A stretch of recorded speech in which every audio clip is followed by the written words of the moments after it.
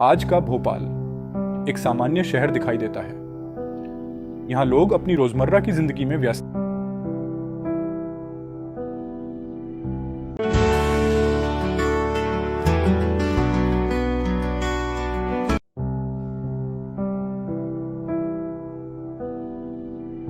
हैं, लेकिन इसी जमीन पर लगभग 40 साल पहले एक ऐसी औद्योगिक दुर्घटना हुई जिसने पूरी दुनिया को हिलाकर रख दिया।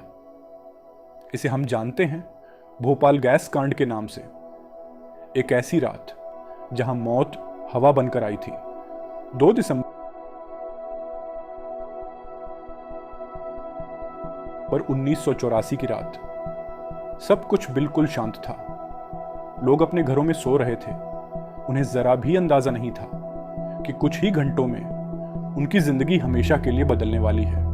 भोपाल का जेपी नगर इलाका, जहां ज्यादातर मजदूर और उनके परिवार रहते थे, यहां जिंदगी बहुत साधारण थी। बच्चे गलियों में खेलते थे, घर में परिवार साथ बैठकर खाना खाते थे और हर दिन एक नए सपने के साथ शुरू होता था।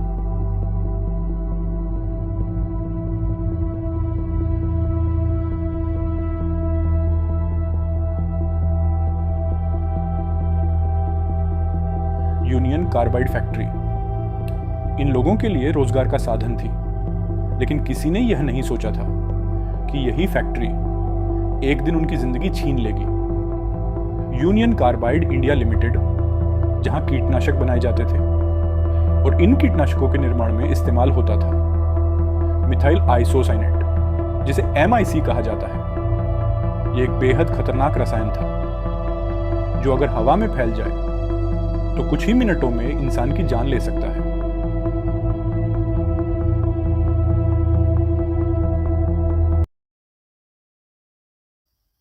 किसी भी बड़े हादसे से पहले छोटे छोटे संकेत जरूर मिलते हैं। इस फैक्ट्री में भी ऐसे कई संकेत मिल चुके थे। मशीनें पुरानी हो चुकी थी, पाइपलाइन में जंग लग चुकी थी और रखरखाव में लापरवाही साफ दिखाई दे रही थी। कंट्रोल रूम में चेतावनी लाइट्स जल रही थीं, मशीनों में खराबी आ रही थी और कई सुरक्षा प्रणाली बंद पड़ी थी।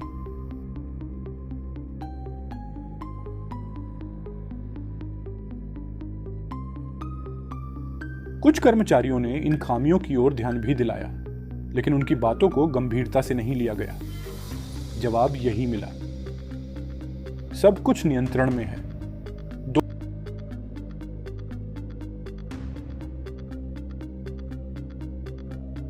2 और 3 दिसंबर की रात टैंकी 610 में पानी घुस गया, जिससे तेज रासायनिक प्रतिक्रिया हुई। तापमान 200 डिग्री सेल्सियस से भी ऊपर पहुंच गया और फिर एक वाल्व ने काम करना बंद कर दिया। यहीं से शुरू हुआ दुनिया का सबसे बड़ा औद्योगिक हादसा, और सिर्फ 45 से 60 मिनट में लगभग 30 मीट्रिक टन जहरीली गैस, मिथाइल आइसोसाइनेट गैस, धीरे धीरे हवा में फैलने लगी। यह गैस दिखाई नहीं देती थी, लेकिन इसका असर बेहद घातक था। लेकिन यह हादसा अचानक नहीं हुआ। नवंबर 1984 तक कारखाने के कई सुरक्षा उपकरण खराब थे। MIC को ठंडा रखने वाला फ्रीजिंग प्लांट बिजली बचाने के लिए बंद कर दिया गया था। टैंक में गैस की मात्रा सुरक्षित सीमा से ज्यादा थी। तापमान 4.5 डिग्री की जगह 20 डिग्री तक पहुंच चुका था।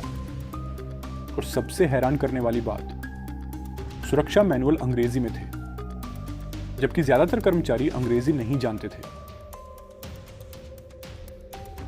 कुछ ही समय में यह गैस पूरे शहर में फैल गई और लोगों के घरों में घुस गई। रात के अंधेरे में यह जहरीली गैस भोपाल के दक्षिण पूर्वी हिस्से में फैलने लगी। सबसे ज्यादा प्रभावित हुआ घनी आबादी वाला इलाका। लोग सो रहे थे और उनके घरों में मौत घुस चुकी थी। लोग अचानक नींद से जागे, लेकिन वे सांस नहीं ले पा रहे थे। आंखों में जलन, गले में आग जैसी जलन और शरीर में तेज दर्द। हर तरफ अफरा तफरी मच गई। लोग अपने घरों से बाहर भागने लगे। कोई अपने बच्चों को उठाकर भाग रहा था तो कोई अपने परिवार को ढूंढ रहा था, लेकिन भागने के लिए कोई सुरक्षित जगह नहीं थी। सड़कें चीखों और डर से भर गई थी।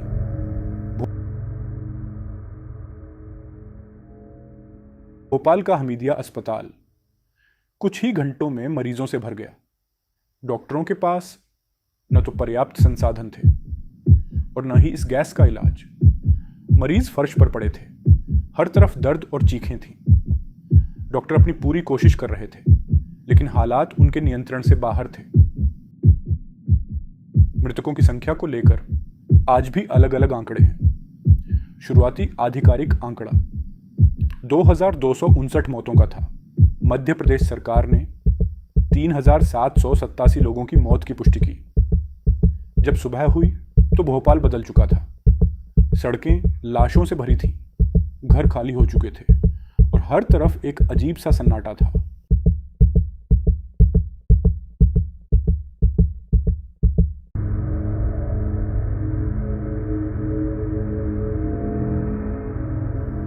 हजारों लोग अपनी जान गंवा चुके थे और लाखों लोग इस गैस के प्रभाव से प्रभावित हुए। 2006 में सरकार के शपथ पत्र के अनुसार लगभग 5,58,125 लोग सीधे तौर पर प्रभावित हुए और करीब 38,478 लोग आंशिक रूप से प्रभावित हुए। इनमें से लगभग 3,900 लोग गंभीर रूप से अपंग हो गए। करीब 5,20,000 लोग इस गैस के संपर्क में आए, जिनमें 2 लाख बच्चे और 3,000 गर्भवती महिलाएं शामिल थीं।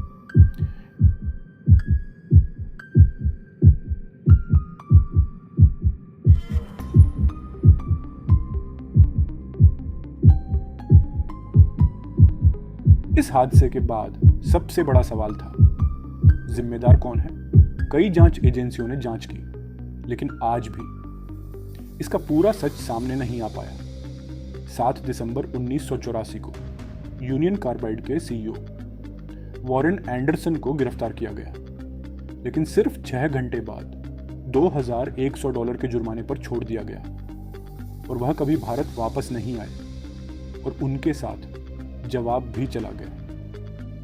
मध्य प्रदेश के तत्कालीन मुख्यमंत्री अर्जुन सिंह स्थिति को संभालने की कोशिश कर रहे थे, लेकिन तब तक बहुत देर हो चुकी थी। 1989 की जांच में यह पाया गया कि कारखाने के आसपास की मिट्टी और पानी अब भी जहरीले हैं। यह त्रासदी सिर्फ एक रात की नहीं थी, इसने आने वाली पीढ़ियों को भी प्रभावित किया। भोपाल गैस त्रासदी मानव इतिहास की सबसे भयानक औद्योगिक दुर्घटनाओं में से एक है। यह हमें याद दिलाती है कि जब लापरवाही जिम्मेदारी से बड़ी हो जाती है तो उसका परिणाम पूरी मानवता को भुगतना पड़ता है। आज इतने सालों बाद भी भोपाल के लोग इस त्रासदी को नहीं भूले हैं। कई लोग आज भी इसके प्रभाव से जूझ रहे हैं और न्याय की प्रतीक्षा कर रहे हैं। यह सिर्फ एक हादसा नहीं था, ये एक चेतावनी थी कि लापरवाही कितनी खतरनाक हो सकती है। भोपाल आज भी याद रखता है।